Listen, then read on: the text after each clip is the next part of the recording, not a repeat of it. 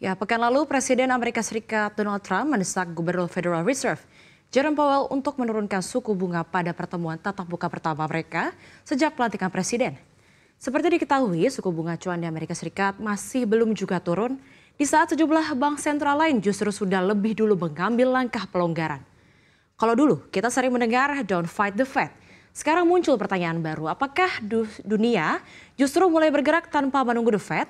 Kita akan membahasnya dalam The Fed masih was-was saat bank sentral lain mulai bernapas. Kita ke slide yang pertama. Ya, The Fed memang belum bergerak, tapi bukan tanpa alasan. Ada dua hal utama yang masih bikin mereka wait and see. Yang pertama, inflasi Amerika Serikat yang masih belum mencapai puncaknya, atau memang sudah menurun dari puncaknya, namun belum mencapai target sebesar 2%. Bahkan ada kekhawatiran baru soal efek tarif Trump ke barang-barang impor justru bisa mendorong harga barang impor naik dan memicu inflasi kembali. Dan yang kedua terkait dengan pasar tenaga kerja Amerika Serikat yang masih stabil di sini. The Fed juga melihat bahwa kondisi ketenaga kerjaan di Amerika Serikat masih terbilang stabil. Hal ini juga terlihat dari angka tingkat pengangguran yang masih sesuai perkiraan ekonom dan penambahan jumlah tenaga kerja non-pertanian di bulan April yang masih lebih tinggi dari ekspektasi meskipun mengalami penurunan. Sejumlah hal tersebut dinilai juga menjadi indikasi bahwa belum ada urgensi mendesak bagi The Fed untuk melonggarkan kebijakan moneternya.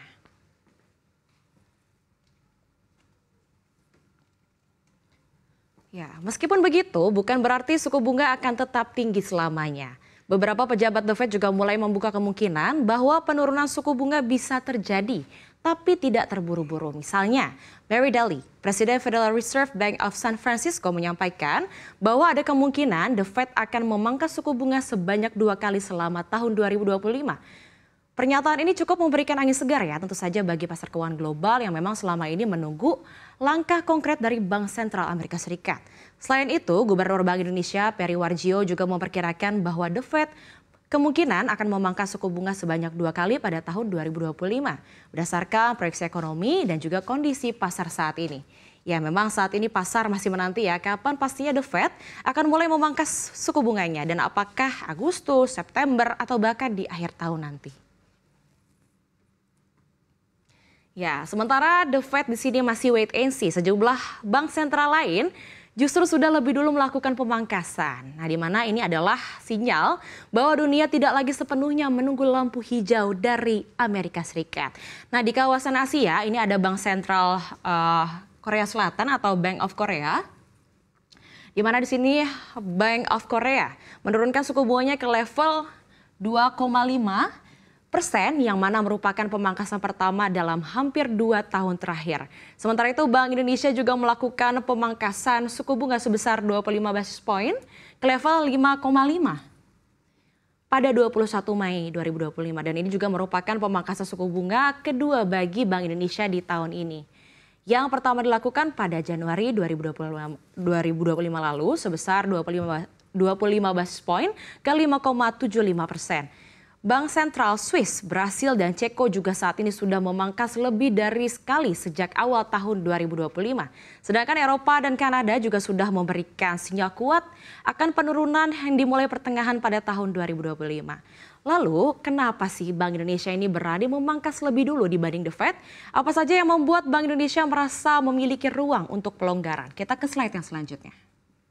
Ya, di sini langkah Bank Indonesia memotong suku bunga dinilai memang cukup berani ya, tapi bukan tanpa alasan karena Bank Indonesia saat ini melihat inflasi Indonesia masih terkendali. Badan Pusat Statistik atau BPS mencatat bahwa inflasi tahunan Indonesia pada April 2025 yakni sebesar 1,95% year on year. Angka ini juga masih berada dalam kisaran target Bank Indonesia sebesar 2,5% plus minus 1%. Selain itu, kondisi rupiah yang memang saat ini juga masih menguat dalam beberapa waktu terakhir. Di mana sempat tembus waktu itu pada 17.000 per dolar Amerika Serikat, kini rupiah kembali menguat ke level 16.200-an per US dollar yang mana ini akhirnya memberikan ruang bagi Bank Indonesia untuk bergerak tanpa takut tekanan nilai tukar. Yang terakhir, ekonomi nasional butuh dukungan tambahan. Sebagaimana kita ketahui begitu ya, ekonomi Indonesia di kuartal pertama tahun 2025 hanya tumbuh 4,87% secara tahunan. Angka tersebut melambat jika dibandingkan capaian di kuartal sebelumnya atau kuartal keempat 2024 maupun kuartal pertama tahun 2024, di mana pertumbuhan ekonomi Indonesia di masing-masing periode tersebut mencapai 5,11% dan 5,02%. Apalagi jika kita melihat begitu ya kondisi sektor manufaktur Indonesia yang beberapa waktu terakhir ini kerap diwarnai dengan berita-berita PHK. Hal ini juga terlihat dari angka indeks aktivitas manufaktur atau PMI manufaktur Indonesia yang masih terkontraksi. Data S&P Global menunjukkan indeks aktivitas manufaktur Indonesia di bulan Mei sedikit meningkat jadi 47,4 dari 46,7 di bulan April. Tapi meskipun naik sedikit ya, tetap saja angka tersebut menunjukkan sektor manufaktur Indonesia masih di fase kontraksi karena masih di bawah ambang batas 50. Padahal sektor manufaktur atau industri pengolahan ini merupakan lapangan usaha yang menjadi kontributor terbesar dalam perekonomian Indonesia. Tepatnya mencapai 19,25% kalau kita lihat juga dari rilis pertumbuhan ekonomi di kuartal pertama tahun ini. Ya, memang di tengah kondisi tersebut, Bank Indonesia tentu saja ingin memberikan stimulus lewat penurunan bunga untuk mendorong dunia usaha, lalu juga permintaan kredit dan juga belanja masyarakat. Ya, memang saat ini The Fed kita ketahui masih main aman nih karena mereka tidak ingin suku bunga terlalu cepat dipangkas dan justru memicu inflasi lagi. Sementara itu bank sentral lain termasuk Indonesia juga sudah lebih dahulu tancap gas demi mendorong pertumbuhan ekonomi karena ruangnya ada dan momennya dianggap tepat.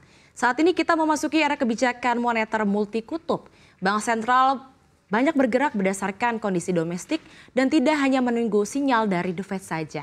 Lalu apakah strategi tunggu data ala The Fed ini akan lebih tepat atau justru pendekatan proaktif seperti yang diambil oleh negara-negara lain akan membuahkan hasil yang lebih baik? Kita akan lihat jawabannya lewat sejumlah data perekonomian Amerika Serikat dalam beberapa bulan ke depan.